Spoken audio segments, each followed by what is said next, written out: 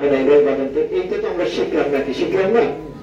এটা তো শিখেছি যে এইভাবে বাদন দেওয়া আমাদের শরীরের জন্য, স্বাস্থ্যের জন্য ক্ষতিকর, ওটা প্যারালাইজ হয়ে যেতে পারে, ওই অঙ্গ হানি হতে পারে।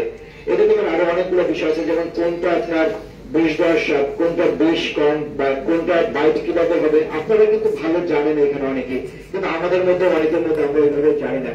তো আপনারা যেটা জানেন যে কোনটা বিষ দেওয়ার সাপ, কোন সাপে বিষ বেশি, কোনটাতে নাই, কোন সাপে কামড়ালে আমাদের ক্ষতি হবে না, এই যে জ্ঞান আপনাদের যে আছে, এই জ্ঞানটাই যদি আপনারা আমাদের জ্ঞানের সাথে যদি আপনারা একসাথে করেন, তাহলে কিন্তু আমরা এই বিষয়টাকে আমরা বলবো যে উদ্দেশ্যে আমরা এখানে বসে সেই উদ্দেশ্যটা সফল হবে। কারণ আপনি যখন জানেন, এখানে আপনারা সবাই বলেছেন বা অনেকেই যে আপনারা টাকা নেন না, তাই না? কেউ টাকা ছাড়াই আপনারা এই সমাজে সেবাটা দিয়ে থাকেন। তো আপনারা যদি টাকা ছাড়া সমাজে সেবাটা দিয়ে থাকেন, এই সেবাটাকে যদি আরেকটু আমরা শামিত করতে পারি, যে আরেকটু সেবা আমরা যেটা চাচ্ছি সেটার সাথে যদি আমরা ইনকর্পোরেট করতে পারি, তাহলে আমাদের উদ্দেশ্যটা সফল হবে। যেমন ধরেন আপনি যেটা জানেন যে এই সাপটা বিষ ধরার সাপ, বা এইটাতে বিষ কম, এটাতে বিষ নাই, এই ধ্বংস করবেন তেমন ক্ষতি হবে না।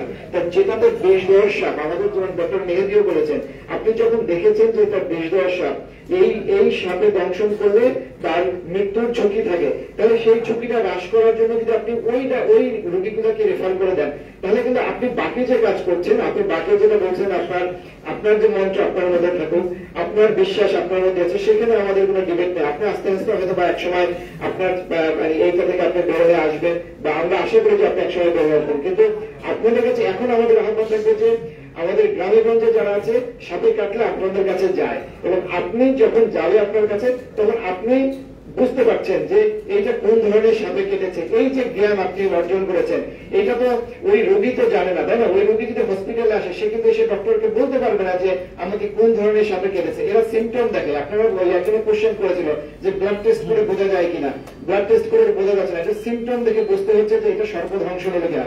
এই সিমটম যেটা হচ্ছে যে অনেক সময় পেশেন্টরা যাদেরকে সাপে কাটলো, তারা কিন্তু এসে বলতে পারে না, কিন্তু আপনারা ওই স্থানীয় ভাবে যখন দেখেছেন তাকে কি ধরনের সাপে কেটেছে, আপনি যদি তখন তাকে সাথে সাথে মনে করেন যে না এইটা কিন্তু বিপজ্জনক, এই বিপজ্জনক। আচ্ছা, আমরা যখন হসপিটালে যখন আসি, আমরা তো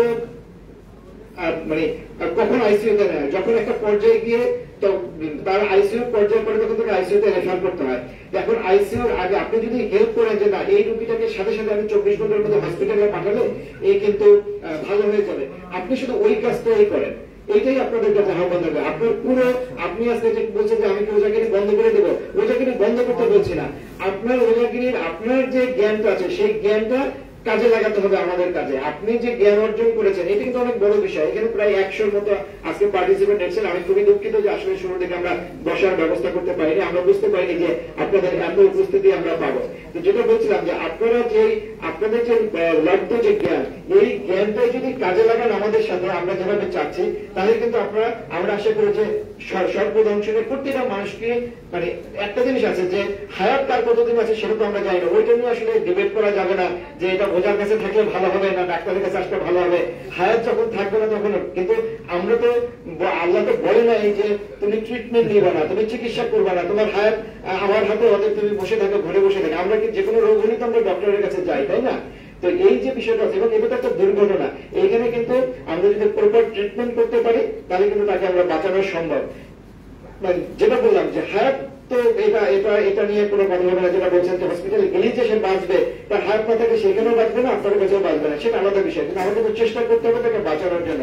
সেই চেষ্টাটাই আপনাদের কাছে চাচ্ছি যে আপনারা যখন দেখছেন যে এই রোগীটা এইরকম হয়েছে, এই সাপে দংশন করেছে, সাথে সাথে আপনারা রেফার করে দেন হসপিটালে। আর যেটা আপনি মনে হবে যে না এইটা আসলে বিষ দেওয়ার সাপ না, এটা ক্ষতির কারণ হবে না, সেটা আপনি ট্রিটমেন্ট করেন, আপনি ওখানে আপনার কবিরাজি করেন, আপনার যে চিকিৎসা করেন। কিন্তু আপনি বিষ দেওয়ার সাপ দেখলে আপনি অবশ্যই হসপিটালে রেফার করেন। কারণ হসপিটালে যেটা আপনি যেটা বলছিলেন যে 2000 অনেক আগের কথা, তখন অ্যান্টিভাইরাল এত ভ্যাকসিন ছিল, এত ছিল না, এখন থেকে অ্যাভেলেবেল হয়েছে।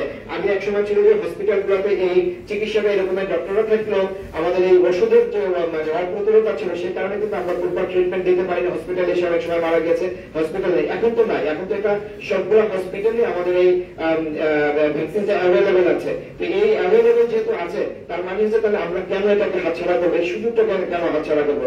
আপনারা এখানে অনেকেই শরীর হয়েছেন। আমার কাছে মনে হচ্ছে যে এই দুধ খাওয়া, তারপরে সাপের মতন মরি, এটা আমাদের মূল উদ্দেশ্য। আমাদের মূল উদ্দেশ্য ছিল যে বৃহদর সামনে এই যে তারা ধ্বংসন করেছে তাদেরকে হসপিটালে আনতে হবে, হসপিটালে এনে ট্রিটমেন্ট দিতে হবে।